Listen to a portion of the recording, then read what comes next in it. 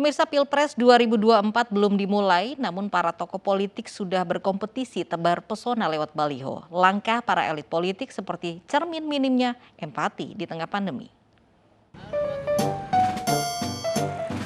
Baliho, baliho, baliho lagi.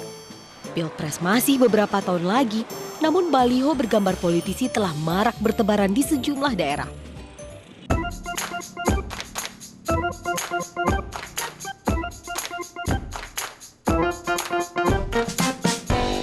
Ya mending buat sembako aja lah, bagi-bagiin orang miskin, kesian. Belum waktunya untuk gitu-gitu, sejauh. Gini ya, situasi yang COVID kayak gini nih, mending uangnya itu buat yang lain, kayak buat bantu rakyat-rakyat yang masih susah. Pemasangan baliho politisi dengan biaya puluhan hingga ratusan juta di tengah pandemi COVID-19 dinilai kurang elok. Karena dirasa tak ada empati pada masyarakat yang kesulitan memenuhi kebutuhan hidup di tengah pandemi. Partai politik kebetulan di sini sedang agak sepi, Mbak. Gitu. Ini mungkin berkaitan dengan masa berpolitiknya ya, untuk kampanye kan masih agak lama ya. Perizinan memang sudah ditentukan oleh pemerintah daerah masing-masing gitu. Seperti DKI misalnya dengan Bekasi, dengan Depok itu mempunyai peraturan yang berbeda-beda.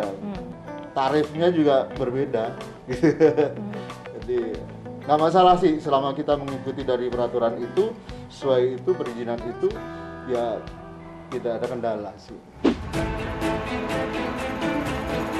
Beberapa waktu lalu, puluhan baliho tokoh politik nasional di Klaten, Jawa Tengah dicopot karena tidak berizin. Namun sejak 24 Agustus lalu, sejumlah vendor atau penyedia papan iklan telah melakukan proses perizinan melalui Dinas Penanaman Modal dan Pelayanan Terpadu Satu Pintu.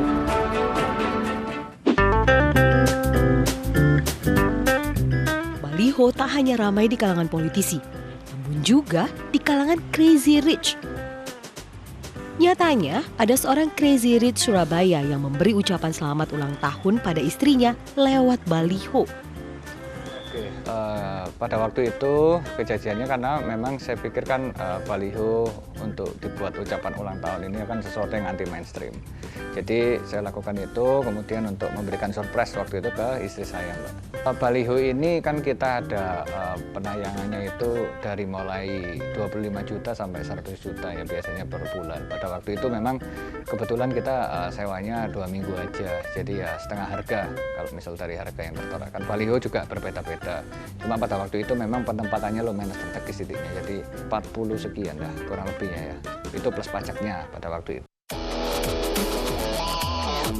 Melihat maraknya tokoh politik tebar pesona, reaksi masyarakat beragam.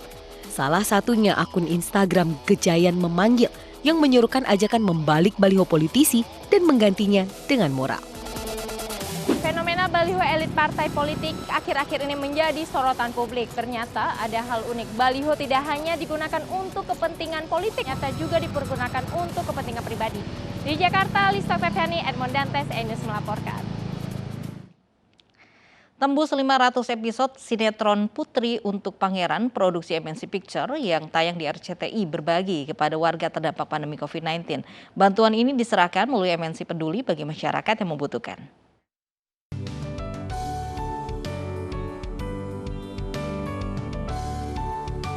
Sinetron Putri untuk Pangeran yang tayang di RCTI kini telah tayang lebih dari 500 episode. Wujud syukur tayang lebih dari 500 episode ini, MNC Picture bersama kru dan pemain berbagi kepada sesama yang terdampak pandemi COVID-19. Bantuan berupa sembako diserahkan kepada MNC Peduli untuk nanti disalurkan kepada masyarakat yang membutuhkan. Untuk rasa syukur ini, kami dari MNC Pictures memberikan bantuan untuk kepada para korban COVID melalui MNC Peduli. Harapannya yang pasti jadi berguna, jadi kita senang bisa memberkati orang lain juga, semoga mereka bisa terbantu. Amanah bantuan paket sembako ini akan segera disalurkan MNC Peduli berdasarkan data penerima yang dimiliki. Tentunya MNC Peduli kan kita sudah punya daftar, karena hal seperti ini sudah rutin kita lakukan di MNC Peduli. Jadi nanti kami akan melihat mana yang belum terbagi, itu akan kita salurkan sembako ini. MNC Picture dan MNC Peduli mengajak masyarakat untuk membantu sesama agar yang terdampak dapat bertahan di tengah pandemi COVID-19. Dari Jakarta, Stephen Patinama, Wildan Ainus melaporkan. Hanya karena lauk makan, seorang ayah tega menganiaya anak kandungnya hingga terluka.